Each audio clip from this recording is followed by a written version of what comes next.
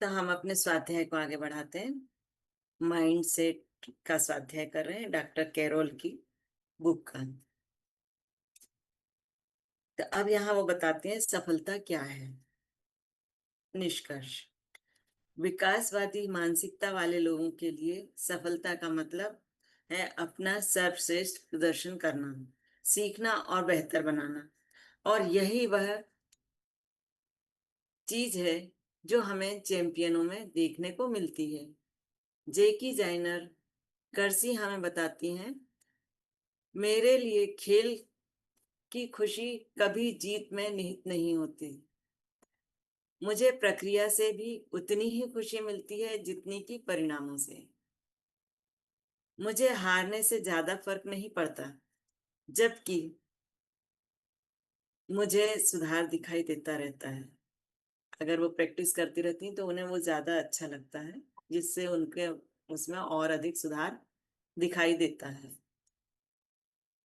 मैंने उतना अच्छा प्रदर्शन किया, वो महसूस करती हैं कि मैंने उतना अच्छा प्रदर्शन किया जितना मैं संभवतः कर सकती थी। अगर मैं हार जाती हूँ तो मैं बस लौटकर मैदान में पहुंचती हूँ और थोड़ी देर ज्यादा मेहनत करती हूँ। अगर वो हार जाती हैं तो वो मैदान में फिर से पहुंचती हैं और फिर और अधिक प्रैक्टिस करती हैं। व्यक्तिगत सफलता का अर्थ यह है कि आप अपनी सर्वश्रेष्ठ क्षमता तक पहुंच बनाने के लिए पूरी मेहनत करते हैं। यह विचार जॉन वुडन के जीवन के लिए केंद्रित था। वास्तव में वे कहते हैं, कई कई ऐसे मैच रहे जिनमें हारने पर भी मुझे उतनी ही खुशी मिली जितनी कि 10 राष्ट्रीय चैंपियनशिप मैचों को जीतने से। मतलब उनको हारने पर भी उतनी ही खुशी मिली जितनी कि उन्हें जीतने पर मिलती, सिर्फ इसलिए क्योंकि हमने पूरी तैयारी की थी और हम योग्यता के सब अपने सर्वोच्च स्तर के करीब खेले थे। मतलब उन्होंने प्रैक्टिस पूरी की थी। हार गए कोई बात नहीं, लेकिन उन्होंने अपना 100% दिया था, इसलिए वो खुश थे। टाइगर वुड्स और मिया हैम इस संसार के दो सबसे जबरदस्त प्रतिस्पर्धी खिलाड़ी थे। वे जीतने से प्रेम करते थे, लेकिन उनके लिए सबसे ज्यादा मायने यह रखता है कि उन्होंने कितना प्रयास किया है। भले ही वे जीत ना पाए हों, वे उस पर गर्व कर सकते थे। मैकेनरो और बीन नहीं कर सकते थे। मैकेनरो और बीन का अलग ही नेचर था, वो उसको महसूस नहीं कर सकते थे। 1998 के मास्टर्स टूर्नामेंट के बाद वुड्स निराश थे कि वे पिछले साल की अपनी जीत को नहीं दोहरा पाए, लेकिन उन्हें शीर्ष 10 में आने की बात की खुशी मिली। इस सप्ताह मैंने अपना विश्लेषण किया। मुझे इस बात पर बहुत गर्व है कि मैं यहाँ तक पहुंच गया। यह एक ब्रिटिश ओपन के बाद, जहां वे तीसरे स्थान पर थे, कई बार आपको एक स्कोर बनाने से भी ज्यादा संतुष्टि मिलती है जब परिस्थितियां पूरी तरह आदर्श ना हों, अर्थात प्रतिकूल हों। जब आप अपनी स्विंग के बारे में ज्यादा अच्छा महसूस ना कर रहे हैं। टाइगर बेहद महत्वाकांक्षी इंसान है। वे सर्वश्रेष्ठ बनना चाहते हैं, सर्वकालिक सर्वश्रेष्ठ भी। लेकिन सर्वश्रेष्ठ में यह थोड़ा ज्यादा महत्वपूर्ण है। मिया हैम हमें बताती हैं, हर मैच या अभ्यास के बाद अगर आप मैदान छोड़ते समय यह जानते हो कि आपने अपने पास की हर चीज झोंक दी, तो आप हमेशा विजेता होंगे। देश उनकी टीम से प्रेम क्यों करता है? उन्होंने देखा कि हम जो करते हैं उससे सचमुच प्रेम करते हैं, और यह कि हमने एक दूसरे की खातिर और हर मैच में अपने पास मौजूद हर चीज को झोंक दिया। मतलब हर तरह की संभव प्रयत्न किया। निश्चित मानसिकता वाले लोगों के लिए सफलता का मतलब अपनी श्रेष्ठता स्थापित करना होता है, कुछ नहीं के बजाय सब कुछ बनना। एक समय था, मैं इसे स्वीकार करूंगा, मैकेनरो कहते हैं, जब मेरा सिर इतना बड़ा था कि यह दरवाजे में से मुश्किल से निकल पाता था। प्रयास और व्यक्तिगत सर्वश्रेष्ठ की चर्चा कहाँ है? वह नदारद है। कुछ लोग अभ्यास नहीं करना चाहते हैं, वे बस प्रदर्शन करना चाहते हैं। बाकी लोग पहले 100 गुना अभ्यास करना चाहते हैं। मैं पहले वाले समूह में आता हूँ। याद रखें, निश्चित मानसिकता में प्रयास गर्व का कारण नहीं होता। उल्टे यहाँ प्रयास तो ऐसी चीज होती है जो आपकी प्रतिभा को संदिग्ध बना देती है। असफलता क्या है? निष्कर्ष 2। विकास की मानसिकता वाले लोगों को झटके प्रेरक कर लगे हैं। वे जानकारी देते हैं, वे जगाने वाली घंटी हैं। माइकल जॉर्डन ने सिर्फ एक बार आलस दिखाया था। यह वह साल था जब वे बेसबॉल में बाहर रहने के दौर के बाद बुल्स में लौटे थे और उन्होंने अपना सबक सीख लिया था। बुल्स की टीम प्ले ऑफ से बाहर हो गई। आप कुछ समय तक छोड़ने के बाद यह नहीं सोच सकते हैं कि आप वापस लौटकर खेल में दबदबा बना पा सकते हैं। यानी अगर एक बार आप असफल हो जाते हैं तो जरूरी नहीं होता है कि टीम में आप फिर से वही दबदबा बना पाए जो पहले था। आगे से मैं खुद को शारीरिक और मानसिक रूप से तैयार करूंगा। इससे ज्यादा सच्चे शब्द कभी नहीं बोले गए। बुल्स ने अगले 3 साल तक बी एन NBA खिताब जीता। माइकल जॉर्डन ने अपनी असफलताओं को गले लगाया।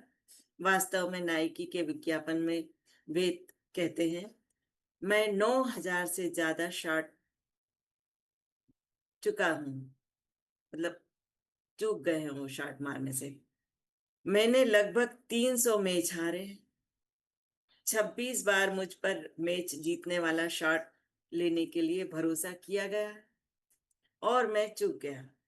आप यह सुनिश्चित कर सकते हैं कि हर बार वे लौट कर गए और उस शॉट का 100 बार अभ्यास किया। जब कॉलेज बास्केटबॉल ने उनके सबसे प्रिय शॉट डंक को गैर कानूनी करार दिया, हालांकि बाद में कानूनी करार दे दिया गया था, तो महान बास्केटबॉल खिलाड़ी करीम ने इस पर प्रतिक्रिया की थी। कई ने सोचा कि इससे महानता तक की उनकी यात्रा थम जाएगी। इसके बजाय उन्होंने दूसरे शॉट विकसित करने पर दोगुनी मेहनत की। कांच के पार उनका बैंक शॉट, उनका स्काई हुक और उनको मोड़ने वाला जंपर। उन्होंने विकास की मानसिकता कोच वुडन के ग्रहण की थी और उन्होंने इसका अच्छा इस्तेमाल किया था। जॉन मैकेनरो कभी हारने के विचार को बर्दाश्त नहीं कर सकते थे। इससे भी बुरी बात किसी मित्र या रिश्तेदार से हारने का विचार था। इससे वे कम खास बन जाते थे। मिसाल के तौर पर उन्होंने शिद्दत से उम्मीद की कि उनका सबसे अच्छा मित्र पीटर के फाइनल में हार जाए। मतलब पीटर के जो है वो फाइनल में हार जाए, इन्होंने उम्मीद की थी। जब पीटर ने उन्हें एक पहले वाले राउंड में हरा दिया तो वे इसे इतनी बुरी तरह चाहते थे कि वे मैच तक नहीं देख पाए।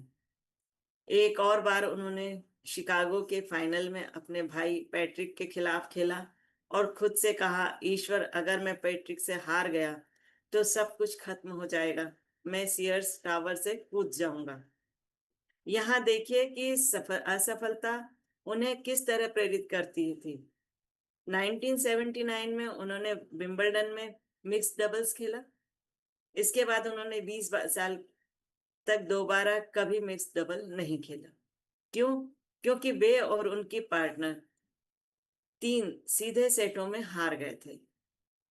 इसके अलावा मैकेनरो ने अपनी सर्विस से में 2 बार की थी, जबकि बाकी किसी ने एक बार भी चूक नहीं की। यह सबसे शर्मिंदगी की बात थी। मैंने कहा कि बस हो गया, मैं अब दोबारा कभी नहीं खेलूंगा। मैं इसे नहीं झेल सकता। मतलब वो अपनी असफलता को नहीं झेल सकते थे, तो उन्होंने कहा अब मैं दोबारा नहीं खेलूंगा।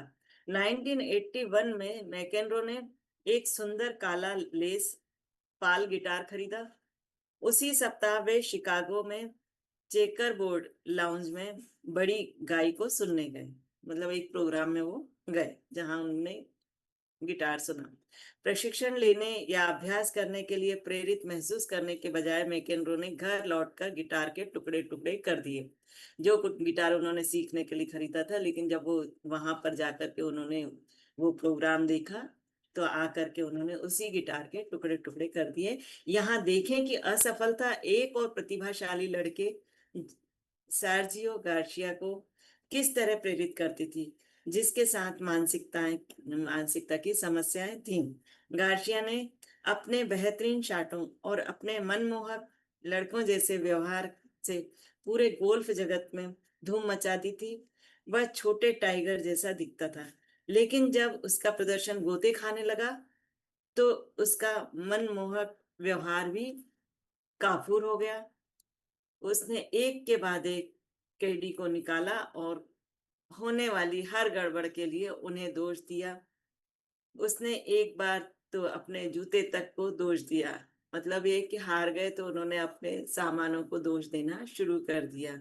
जब वह फिसलने की वजह से एक शाट चूक गया था, जूते को सजा देने के लिए उसने इसे उछाला और लात मारी। दुर्भाग्य से जूता एक अधिकारी को लगते लगते बचा। ये निश्चित मानसिकता में असफलता के शानदार इलाज है। तो हम अपने स्वाध्याय को यहीं रोकते हैं।